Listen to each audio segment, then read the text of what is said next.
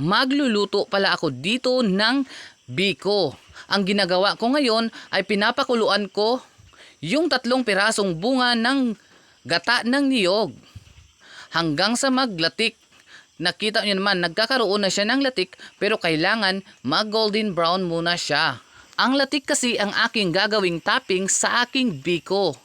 Kailangan lang talaga dito ng tiyaga sa paghalo-halo at hindi dapat malakas yung apoy para hindi agad masunog yung latik o itong gata na aking niluluto.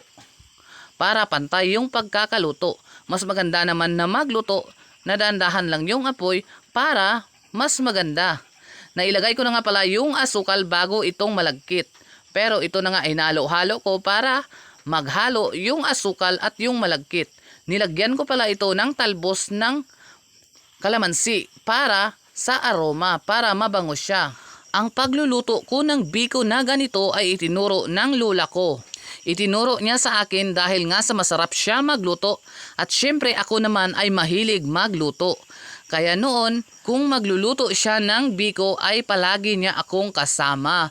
Kaya natuto ako kung paano magluto ng biko. At ito na nga, dahil tapos nang maluto ay nilagay ko na dito sa lagayan. Para maisaayos at malagyan ko na rin ng toppings na latik. O tingnan nyo naman, ang sarap ng tingnan pero masarap yan.